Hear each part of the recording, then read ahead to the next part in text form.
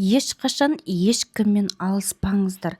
Біреумен алысып, жұлысып, тартысып, абай атамыз оны бірінші қара сөзінде жазып кеткен, өте жақсы жазып кеткен. Біреумен алысып, жұлысып, тартысып ештеңені ұтпайсыздар. Көршіңізбен, күйеуіңізбен, ата-енеңізбен, әке-шешеңізбен, балаңызбен, коллективіңізбен ешқашан ешкіммен алысып өмір сүрмеңіздер. Өйткені сіз егер соған көп фокусыңызды, вниманияңызды бөлсеңіз, сол жақ өсе береді. Ал сіздің өміріңіз қай кезде өзгереді? Мен сізге қазір сізге ұнамайтын нәрсені айтамын, бірақ бұл ащы шындық.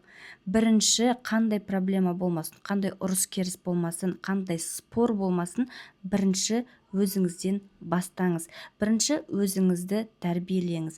Бірінші өз-өзіңізбен жұмыс жасаңыз. Өз-өзіңізбен жұмыс жасау бұл ең қиын жұмыстардың бірі.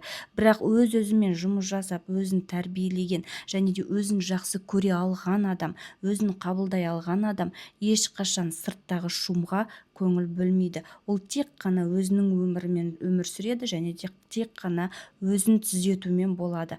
Ал сіз қалай өзіңізді түзейсіз? Сіздің өміріңіз, шынайы өмірдегі көрінісіңіз айна сияқты сізге бейнесін береді.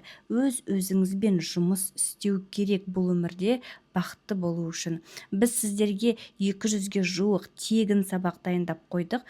Өз өміріңізді бізбен бірге өзгертіңіз. Профильдағы сілтемеге басыңыз немесе комментарийға плюсик қойыңыз.